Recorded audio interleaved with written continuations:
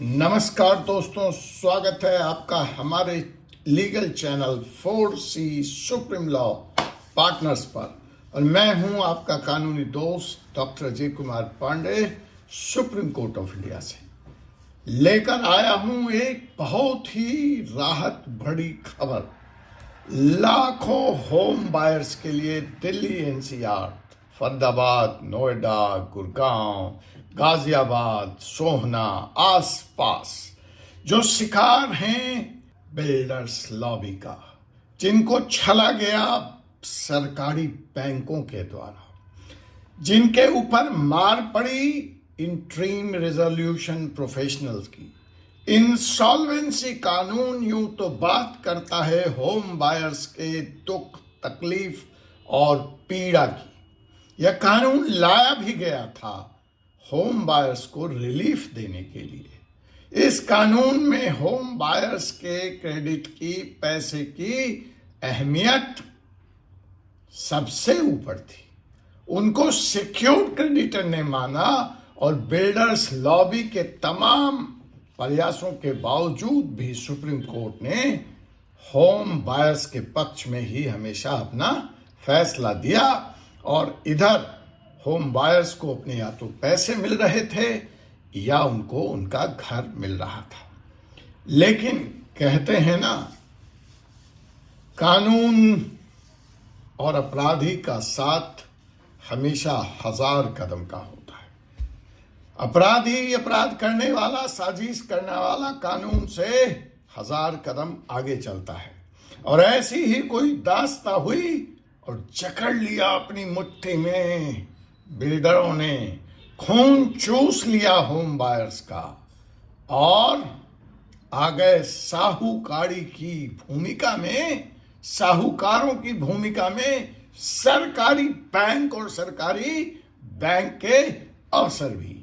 लेकिन इन सब की पोल पट्टी खोल दी सुप्रीम कोर्ट ने और बहुत ही सख्त आदेश पास किया है। तो आज हम आपको ले चल रहे हैं उसी मुकदमे की ओर जहां गरीब घर खरीदारों का शोषण हो रहा था।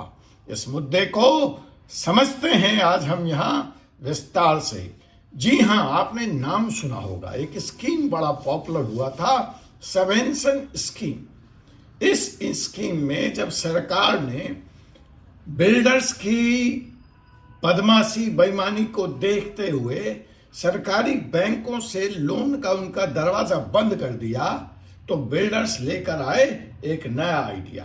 इस आइडिया का नाम था सबवेंशन स्कीम, जहां 2 तरह से बिल्डरों ने चूना लगाया होम बायर्स को और बैंक को।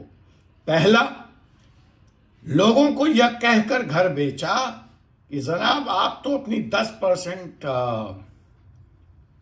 रकम अदा कीजिए, घर आपका, बैंक की किस्तें जब तक हम आपको घर नहीं देंगे हम बढ़ेंगे।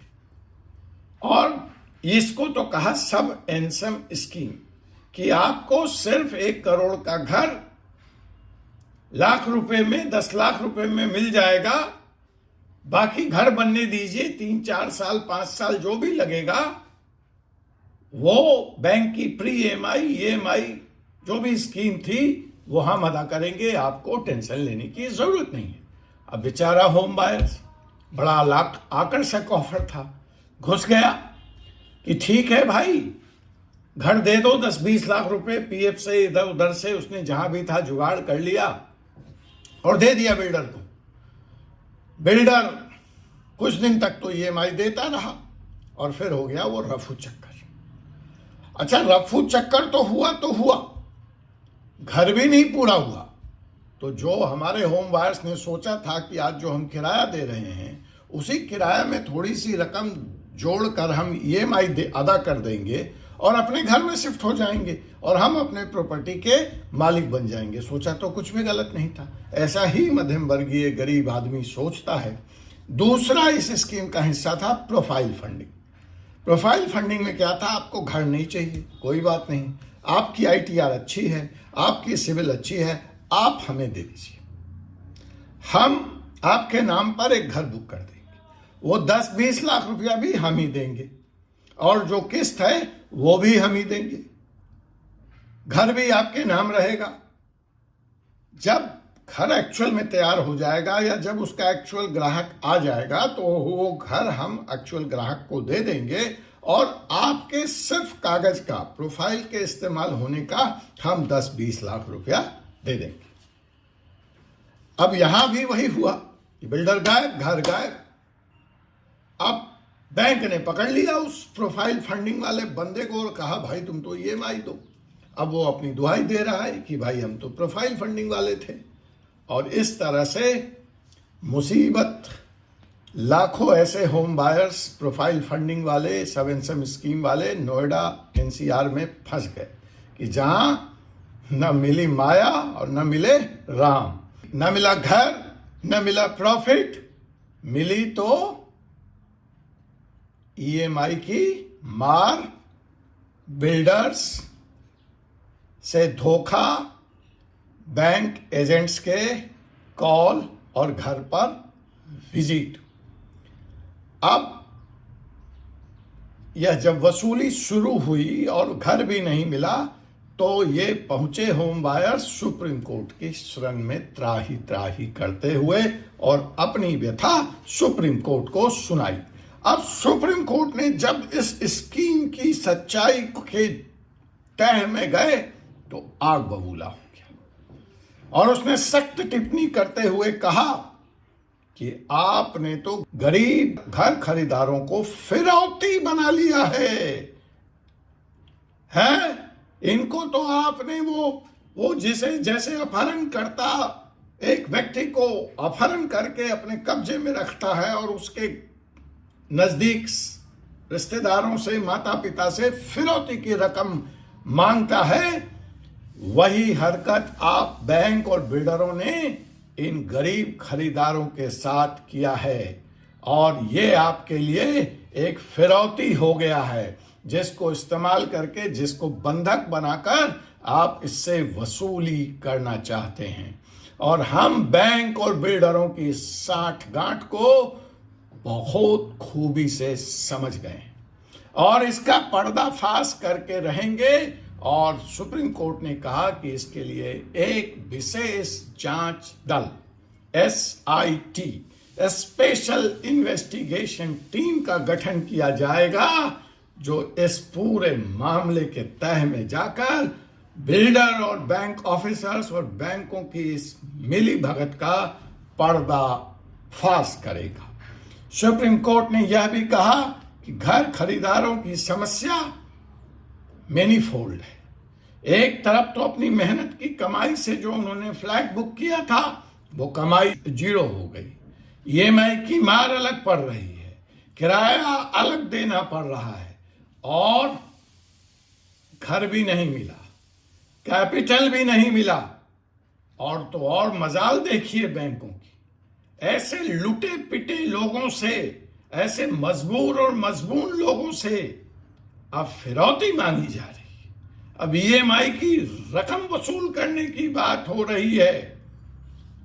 तो यह साफ दर्शाता है कि यह बहुत बड़ा गठजोड़ था जिसकी जांच होनी चाहिए, गहन जांच होनी चाहिए, क्योंकि इस सब में घर खरीदने वालों का, घर खरीदारों का, बेचारों का, मजलूमों का शोषण हो रहा है।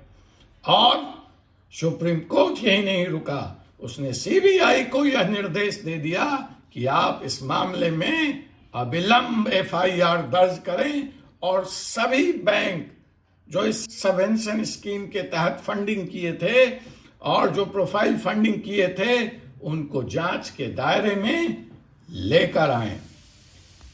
बैंकों ने इस पूरे प्रकरण में जो RP बिठाए गए, जो IRP बिठाए गए, उनकी भूमिका पर भी संदेह जाहिर किया है और कहा है कि इन IRPs की भी जांच होनी चाहिए बैंक्स के अलावे CBI से।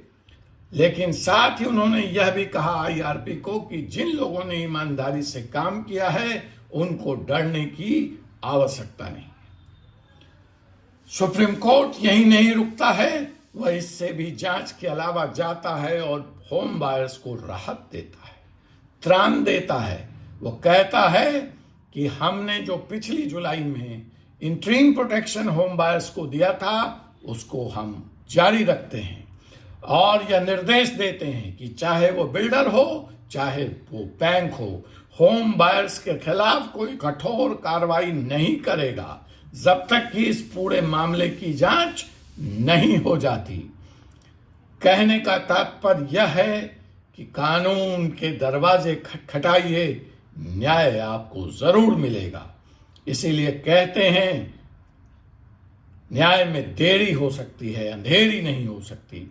यह मामला पुनः एक बार दिखाता है कि भारत में किस तरह से कानून जिसके प्रोटेक्शन के लिए बनता है उसका इस्तेमाल समाज के सशक्त लोग, शक्तिशाली लोग, जिनको सरकार का ही सहारा प्राप्त होता है, जिनको सरकार की बैकिंग होती है, वो इसका बेजा इस्तेमाल करते हैं। और कैसे बिल्डर और बैंक की साठगांठ ने गरीब होम बायर्स को, मिडिल क्लास होम बायर को फंसाया। सुप्रीम कोर्ट का यह कदम घर खरीदारों के लिए एक बड़ी राहत की सांस लेकर होली के इस अवसर पर आ रहा है और ऐसा लगता है कि सुप्रीम कोर्ट के इस सख्त निर्देश के बाद जो हमारा रियल स्टेट है उसमें पारदर्शिता और ईमानदारी को बढ़ावा मिलेगा। इस बारे में और विस्तार से जानने के लिए हमारी ताजी आ रही पुस्तक इंडियाज प्रॉपर्टी लॉज अनवील्ड जरूर लें, मंगाएं, पढ़ें। यह शीघ्र ही अमेज़न पे उपलब्ध होगा। आप इसे हमारे डिस्क्रिप्शन बॉक्स में दिए गए लिंक पर भी क्लिक करके डायरेक्ट मंगा सकते हैं। अगर आपको यह वीडियो जानकारीपूर्ण लगा हो तो कृपया इसे लाइक करें, शेयर करें और हमारे चैनल को सब्सक्राइब करना न भूलें ताकि आप कानूनी मामलों से जुड़ी महत्वपूर्ण जानकारियों से इसी तरह अपडेट रख सकें। धन्यवाद। जय हिंद, जय भारत, जय संविधान। आपसे पुनः मुलाकात होगी एक ऐसे ही वीडियो में एक ऐसे ही विषय के साथ। तब तक मुझे अनुमति दीजिए।